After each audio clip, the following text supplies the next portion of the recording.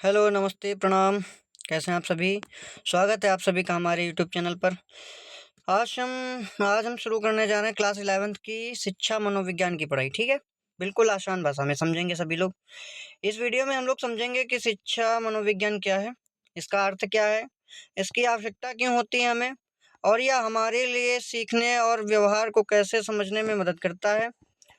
अगर आप class 11th के विद्यार्थी हैं और शिक्षा मनोविज्ञान को आसान तरीके से समझना चाहते हैं, तो इस वीडियो को पूरा ज़रूर देखिएगा, क्योंकि हम हर टॉपिक को उदाहरण के साथ और परीक्षा के हिसाब से समझाएंगे आपको। तो चलिए बिना समय गंवाए शुरू करते हैं क्लास 11th शिक्षा मनोविज्ञान। तो शिक्षा मनोविज्ञान का पहला पार्ट है जिसका नाम है शिक्षा मनोविज्ञान। तो शुरू करते हैं हम। ठीक है, तो हम आज जानेंगे शिक्षा मनोविज्ञान क्या है। शिक्षा मनोविज्ञान दो शब्दों से मिलकर बना है। ठीक है, जो शिक्षा मनोविज्ञान ये दो शब्दों से मिलकर बना है। पहला शिक्षा और दूसरा मनोविज्ञान।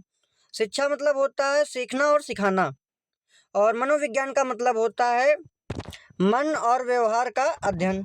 इसलिए सरल शब्दों में शिक्षा मनोविज्ञान वह विषय है जिसमें यह अध्ययन किया जाता है कि बच्चा कैसे सीखता है, कैसे सोचता है, उसका व्यवहार कैसे बदलता है और उसे अच्छी तरह से कैसे पढ़ाया जा सकता है। ठीक है, ये हो गया।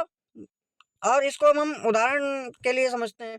उदाहरण के लिए कक्षा में जैसे 40 विद्यार्थी बैठे हुए हैं। ठीक है, सभी विद्यार्थियों को समझ एक जैसी नहीं होती है। कोई जल्दी समझ जाता है, कोई धीरे धीरे समझता है, किसी को मैथ अच्छी लगती है, किसी को हिंदी अच्छी लगती है। तो शिक्षा मनोविज्ञान शिक्षक को यह समझने में मदद करता है कि अलग अलग विद्यार्थियों को किस प्रकार पढ़ाया जाए। ठीक, तो अब हम जानेंगे शिक्षा मनोविज्ञान की आवश्यकता क्यों है। शिक्षा मनोविज्ञान की आवश्यकता क्यों है? तो शिक्षा मनोविज्ञान शिक्षक और विद्यार्थी दोनों के लिए महत्वपूर्ण है। विद्यार्थी को समझने में मदद हर विद्यार्थी को अपनी क्षमता, रुचि और सीखने की गति होती है। शिक्षा मनोविज्ञान से शिक्षक यह समझ सकता है कि विद्यार्थी की समस्या क्या है। ठीक है, पढ़ाने का सही तरीका सिर्फ किताब का पढ़ा देना ही शिक्षा नहीं है। विद्यार्थी को किस तरीके से पढ़ाने पर वह जल्दी समझेगा यह जानना भी जरूरी है। ठीक है, अब हम आगे बढ़ते हैं। कभी कभी विद्यार्थी कक्षा में शरारत करता है, चुप रहता है या पढ़ाई में ध्यान नहीं देता। इसके पीछे अलग अलग कारण हो सकते हैं। शिक्षा मनोविज्ञान शिक्षक को विद्यार्थी के व्यवहार को समझने में सहायता करता है। जो शिक्षा मनोविज्ञान है ये टीचर्स को जो विद्यार्थी होते हैं इसके व्यवहार को समझने में मदद करता है। ठीक है, और सीखने में सहायता, विद्यार्थी को याद कैसे रहेगा, उसका ध्यान कैसे लगेगा और वह पढ़ाई में रुचि कैसे लेगा, इन बातों को समझने में शिक्षा मनोविज्ञान काफ़ी ज़्यादा मदद करता है। अब टॉपिक नंबर 3 आता है। टॉपिक नंबर 3 है हमारा बाल विकास। क्या है? बाल विकास। बाल विकास का मतलब क्या होता है अभी हम लोग बताएंगे। विकास का अर्थ है कि व्यक्ति में समय के साथ साथ होने वाले परिवर्तन। बच्चा जन्म से लेकर किशोरावस्था और वयस्क अवस्था तक लगातार विकसित होता है। केवल विकास शरीर का नहीं होता बल्कि कई प्रकार का होता है। जैसे पहला होता है हमारा शारीरिक विकास। शारीरिक विकास इसमें शरीर की ऊंचाई, वजन, मांसपेशियां और शारीरिक क्षमता में परिवर्तन होता है। दूसरा कौन सा होता है? मानसिक विकास। बच्चे की सोचने, समझने, याद रखने और समस्या हल करने की क्षमता बढ़ती है। ठीक, तीसरी क्या है? सामाजिक विकास। सामाजिक विकास में क्या होता है? बच्चा परिवार, मित्रों और समाज के लोगों के साथ व्यवहार करना सीखता है। अच्छा, ठीक, ये भी हो गया। चौथा क्या है? चौथा हमारा हो गया भावनात्मक विकास। क्या है? भावनात्मक विकास। बच्चा धीरे धीरे अपनी खुशी, दुख, गुस्सा आदि भावनाओं को समझना और नियंत्रित करना सीख जाता है। ठीक है, पांचवा क्या है? नैतिक विकास। नैतिक विकास, बच्चा धीरे धीरे और सही गलत के बीच अंतर समझना सीखता है। ठीक है, अब हम लोग समझेंगे टॉपिक नंबर 4। टॉपिक नंबर 4 क्या है? अधिगम, यानी कि लर्निंग। अधिगम क्या है? क्या है अधिगम? क्या है? अधिगम का अर्थ है कि अनुभव और अभ्यास के कारण व्यवहार में होने वाला अपेक्षाकृत स्थायी परिवर्तन। इसको हम आसान भाषा में समझें, जब हम किसी चीज को सीखते हैं और अभ्यास के कारण हमारे व्यवहार का ज्ञान बदलाव में आता है तो उसे हम अधिगम कहते हैं। उदाहरण इसका एक एग्जाम्पल हम लोग देख लें। पहले आपको साइकिल चलाना नहीं आता था, आपने किसी से सीखा और बार बार अभ्यास किया, कुछ दिनों में आप साइकिल चलाने लगे, यह अधिगम है। इसी तरह पढ़ना सीखना, लिखना सीखना, तैरना सीखना, कंप्यूटर चलाना सीखना, नई भाषाएं सीखना, ठीक है, ये सभी अधिगम के उदाहरण हो गए। अच्छा, अब हमारा आ जाता है टॉपिक नंबर 5। टॉपिक नंबर 5 क्या है? बुद्धि।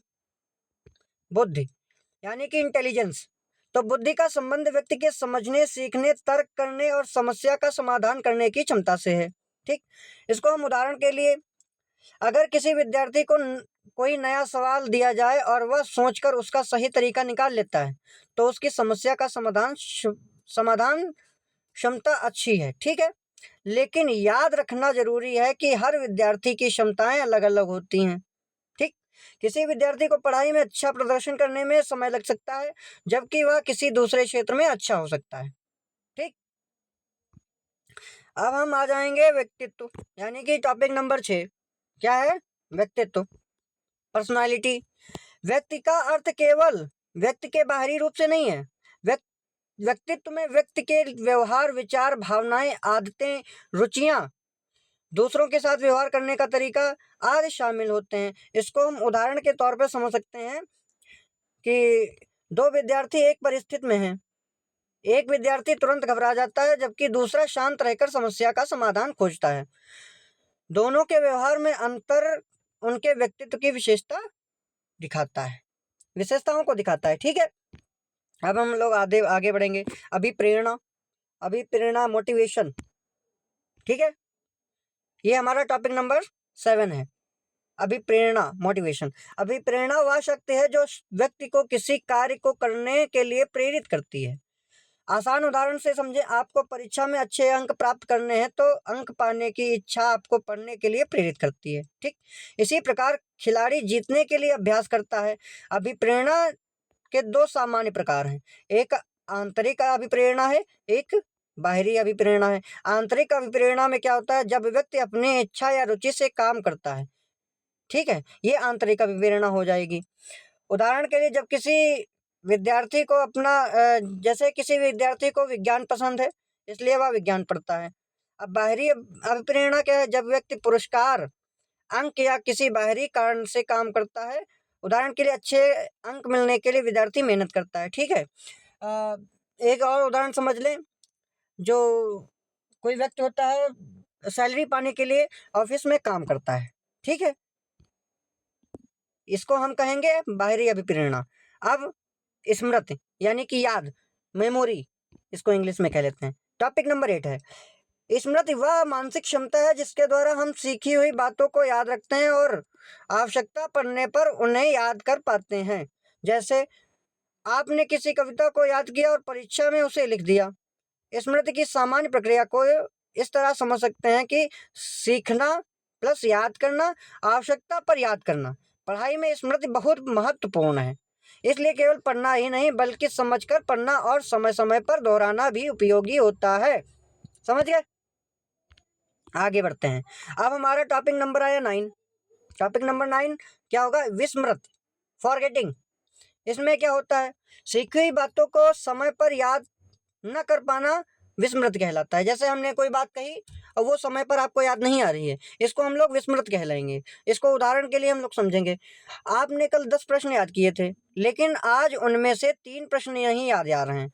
ठीक है, इसके कई कारण हो सकते हैं। ध्यान न देना, अभ्यास की कमी, विषय को ठीक से ना समझना, बहुत अधिक जानकारी एक साथ पढ़ना, तनाव या चिंता हो सकती है, लंबे समय तक दोहराव ना करना। इसलिए पढ़ाई में समझना, दोहराना, अभ्यास करना सभी चीजें उपयोगी होती हैं। ठीक है, अब हम लोग बढ़ेंगे टॉपिक नंबर 10। टॉपिक नंबर 10 क्या है? व्यक्तिगत भिन्नता। इसको समझेंगे। व्यक्तिगत भिन्नता का अर्थ है कि प्रत्येक व्यक्ति दूसरे व्यक्ति से किसी न किसी रूप में अलग होता है। ठीक, जैसे एक कक्षा के सभी विद्यार्थी समान नहीं होते। किसी की रुचि अलग होती है, सीखने की गति अलग होती है, बौद्धिक क्षमताएं अलग हो सकती हैं,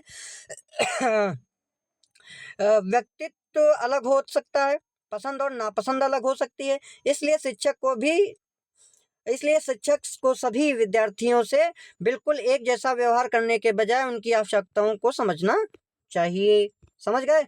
अब हम लोग बढ़ेंगे टॉपिक नंबर 11। टॉपिक नंबर 11 में क्या है? टॉपिक नंबर 11 में है मानसिक स्वास्थ्य। मानसिक स्वास्थ्य का अर्थ है कि व्यक्ति मानसिक और भावनात्मक रूप से संतुलित रहना तथा सामान्य परिस्थितियों का सामना करने की क्षमता रखना। ठीक है, इसको हम उदाहरण के तौर पर समझ ले। एक विद्यार्थी के लिए मानसिक रूप से स्वस्थ रहने का मतलब है कि वह पढ़ाई पर ध्यान लगा सके, अपनी भावनाओं को समझ सके, दूसरों के साथ अच्छा व्यवहार कर सके, कठिन परिस्थितियों में उचित तरीके से प्रतिक्रिया दे सके, अपनी समस्याओं के समाधान के लिए मदद ले सके। पढ़ाई के साथ पर्याप्त आराम, संतुलित दिनचर्या और परिवार दोस्तों का सहयोग भी महत्वपूर्ण होता है। ठीक, तो इस चैप्टर को हम लोग शॉर्टकट में और आसान भाषा में समझ लिए हैं। इसके क्वेश्चन आंसर आप सब लोगों को अगले वीडियो में मिल जाएंगे। तब तक के लिए नमस्कार। ऐसे ही आप लोग हमारे चैनल पर जुड़े रहें।